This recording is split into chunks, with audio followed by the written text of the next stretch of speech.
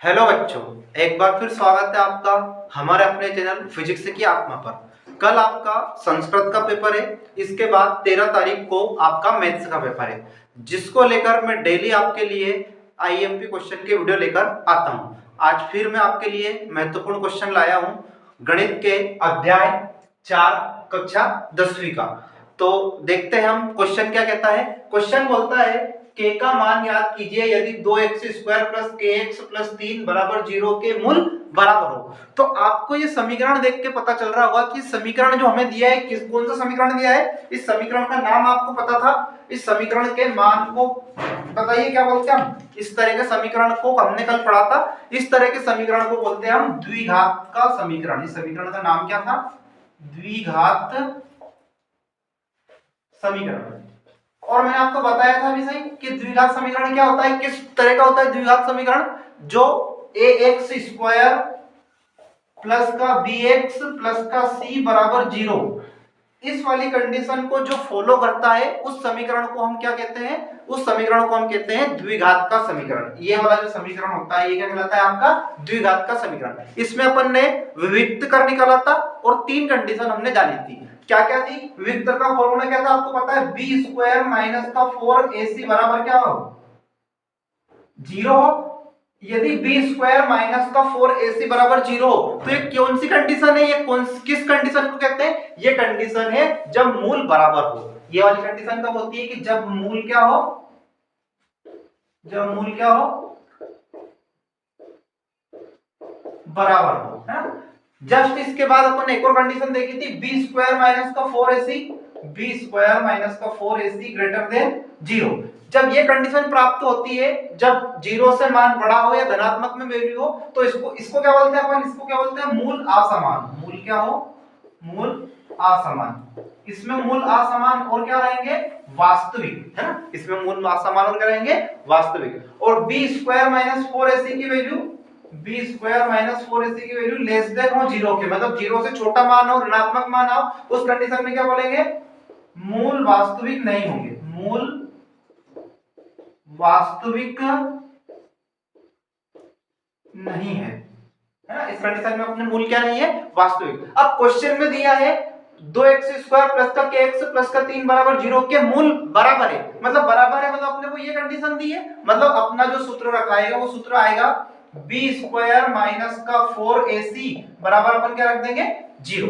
वापिस अपन जानते हैं कि a, b और c का मान कैसे निकालते हैं? कि इस समीकरण की तुलना इस समीकरण से करेंगे। तो a का मान यहाँ पे कितना दिया है? 2, तो a बराबर मैं यहाँ पे लिखूंगा 2, है ना, इस समीकरण से। फिर b या bx से, और b का मान कितना दिया है? k, तो यहाँ पे b का मान आ जाएगा आपका k, और यहाँ पे c के बराबर कितना दिया है? 3, यहाँ पे c का मान कितना जाएगा? 3 आ जाएगा। ये वैल्यू हम इस सूत्र में रखेंगे। b का वर्ग मतलब आपको क्या जाएगा? k का स्क्वायर माइनस 4 इंटू a का मान कितना दिया है? a का मान अपने को दिया है 2, और इंटू यहाँ पे c का मान कितना दिया है अपने को? 3, और बराबर में क्या दिया है? 0। तो ये हो जाएगा k का वर्ग माइनस 4 दूने 8 और 8 दिया 24, और बराबर में कितना दिया है? 0। तो ये बराबर में जाके क्या हो जाएगा? प्लस का, तो k² प्लस बराबर हो जाएगा आपका 24, है ना। अब देखो अपने को k का मान निकालना है और ये k² का मान आया, मतलब k का वर्ग का मान आया, है ना। तो हम क्या करेंगे? ये जो k का वर्ग है इसको बराबर के साथ ले जाएंगे, तो ये हो जाएगा k बराबर अंडर रूट का अंदर कितना हो जाएगा?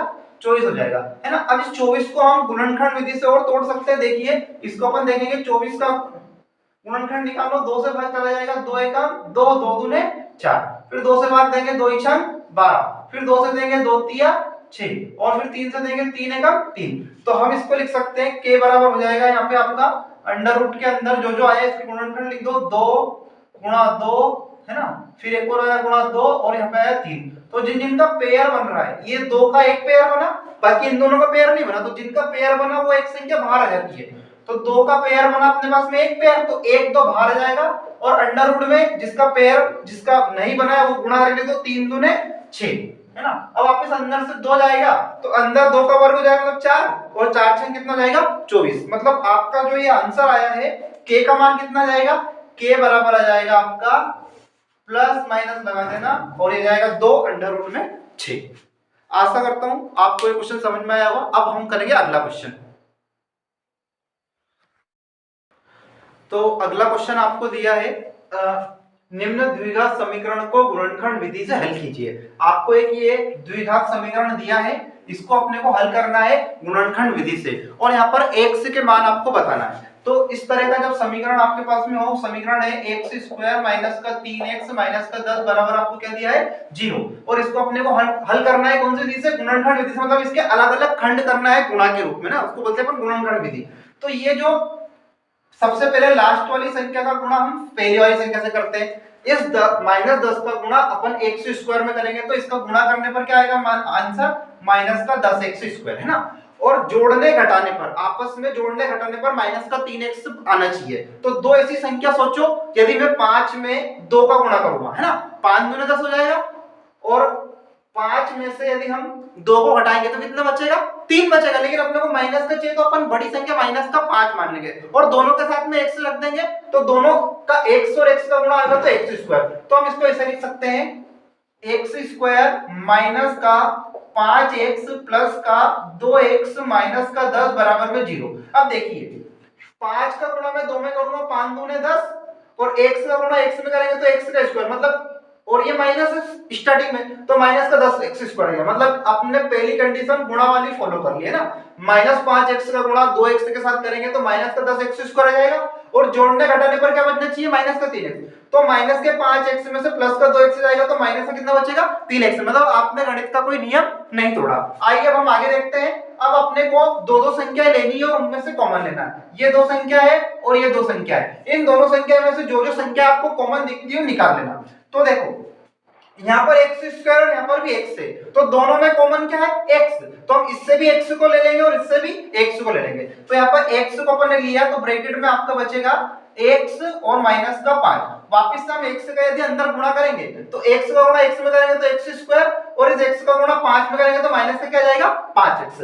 अब आइए हम दूसरा समीकरण देखते हैं, यहाँ 2 है और ये माइनस का क्या है 10 है, तो अपने को अंदर माइनस का क्या चाहिए 5 चाहिए, तो हम प्लस का 2 कॉमन लेंगे यहाँ पर इन दोनों में, क्योंकि 2 के पढ़ने में 10 भी आता है और 2 भी आता है, 2 एकम 2 2 पंजे 10, तो हम इन दोनों में से 2 को कॉमन लेंगे, तो प्लस 2 को कॉमन लेंगे तो ब्रैकेट में यहाँ पे बचेगा x और यहाँ पे बच जाएगा माइनस का 5। अब देखते हैं हम 2 का वापस अंदर गुणा करके देख लेते हैं, यही समीकरण बनेगा, 2 का गुणा x में करूंगा तो 2x प्लस का, और 2 का गुणा 5 में करूंगा तो 5 दूने 10, मतलब अपन ने कोई सा भी नियम नहीं तोड़ा, बराबर में क्या आएगा आपका 0 आएगा। अब देखिए यहाँ पे x माइनस 5 और यहाँ पे भी क्या है x माइनस 5, तो वापस इन दोनों में से अपन क्या कॉमन लेंगे x माइनस का 5 इंटू अगले ब्रैकेट में क्या बचा, यहाँ पर बचा x और यहाँ पर बचा प्लस का 2, और बराबर में कितना है 0 है ना। अब अपने को x का मान निकालना है, तो गुणनखंड विधि से अपन x का मान निकालेंगे, तो एक बार x माइनस का 5 बराबर रख देंगे हम 0, कोमा एक बार x प्लस का 2 बराबर रख देंगे हम 0, तो ये x का मान निकल जाएगा, x बराबर हो जाएगा आपका 5